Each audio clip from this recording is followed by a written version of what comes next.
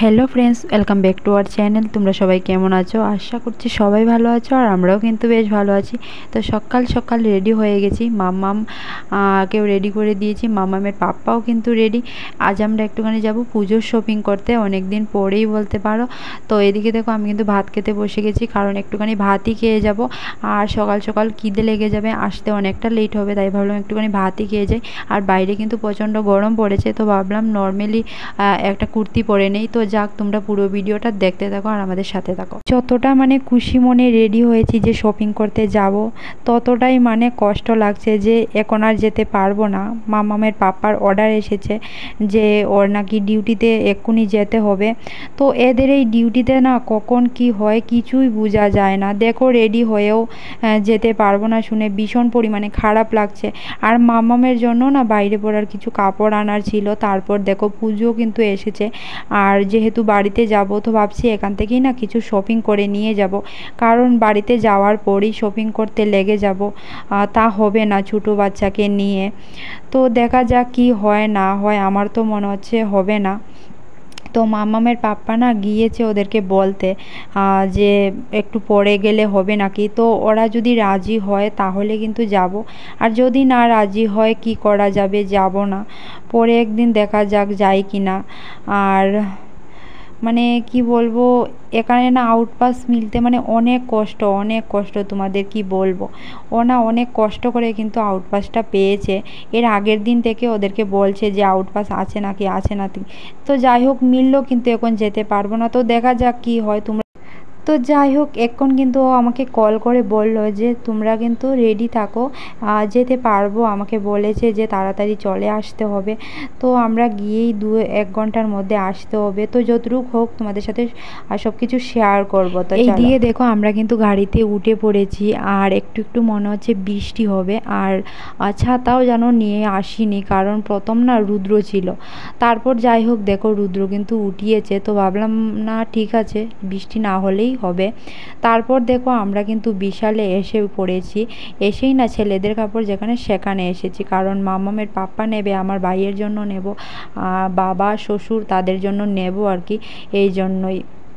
তারপর দেখো আর ভিডিও করতে পারিনি। মামামের কাপড় নিয়েছি অনেক কিছু, আর আমার জন্যও নিয়েছি। সব কিছু তোমাদের সাথে বাড়ি গিয়ে শেয়ার করব।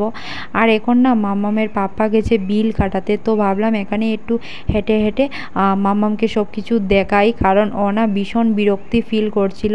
ছোটো বাচ্চা তো, আর গরমও ছিল, এই জন্যই আর কি। তো ওকে একটু হাঁটাচ্ছি। তো যাই হোক আমি কিন্তু বাড়ি গিয়ে তোমাদের সাথে আর কথা হচ্ছে। এই দিকে দেখো আমি কিন্তু বাড়িতে চলে এসেছি। আসার পর না এতটা শান্তিবোধ লাগছে, তোমাদেরকে কি বলবো। বাইরে এতটা পরিমাণে গরম, আর বাচ্চাকে নিয়ে না পুরো পাগল হয়ে গেছি। আর মামামের না ভীষণ খিদে লেগেছিল, তো ওকে আসার পরেই কিন্তু আমি খাইয়ে দিয়েছি, আর আমরাও কিন্তু খেয়ে নিয়েছি। বাইরে থেকে খাবার প্যাক করে এনেছি, আর মামামের পাপাও কিন্তু তাড়াতাড়ি করে খেয়ে চলে গেছে ডিউটি। আর আমি এখন খাবার বানাবো, ভাবলাম মামামকে আগে ঘুম পাড়িয়ে দিই, তারপরেই আর সব কিছু তোমাদের সাথে না রাতে শেয়ার করব একদম ফ্রি হয়ে। এখন কিন্তু ঘরের পুরো অবস্থা খারাপ হয়ে আছে, সব কিছু আগে কমপ্লিট করব কাজবাজ। আর যেহেতু আমি খাবার বানিয়ে যাইনি, রাতের জন্য কিন্তু খাবারও বানাতে হবে।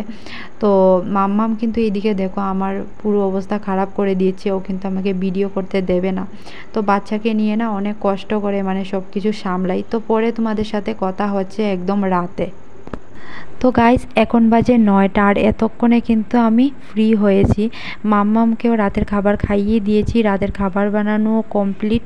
আর মাম্মামের পাপা আসতে না পুরো 12টা বেজে যাবে। তো আমি কিন্তু খাইনি, খাবো, ও এলেই খাবো। আর এখন সব কিছু তোমাদের সাথে শেয়ার করে নেই। প্রথমে মাম্মামের কাপড়গুলো শেয়ার করি, কারণ মাম্মামেরই কাপড় বেশি। তো তোমরা পুরো ভিডিও দেখো কি কি এনেছি।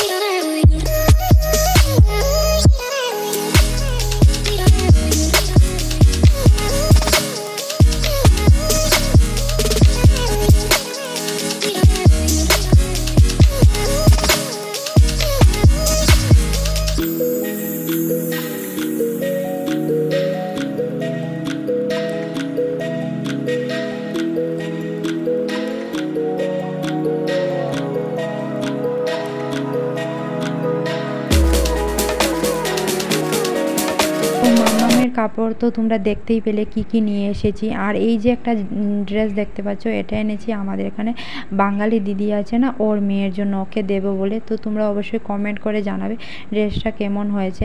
এবার চলো তোমাদের সাথে শেয়ার করি যে আমি কি এনেছি। তো তোমরা পুরো দেখতে থাকো কি নিয়ে এসেছি আমার জন্য।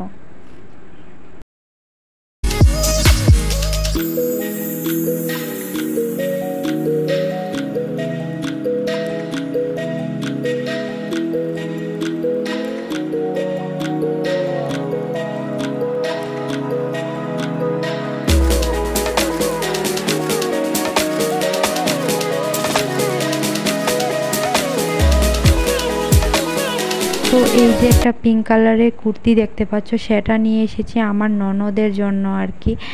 আর তারপর তোমাদেরকে দেখাচ্ছি তো মাম্মামের পাপ্পা কি নিয়ে এসেছে ওর জন্য। ওই শার্টটা ও এনেছে, খুব ভালো কিন্তু লেগেছে শার্টটা, ওকে কিন্তু খুব সুন্দর মানিয়েছে।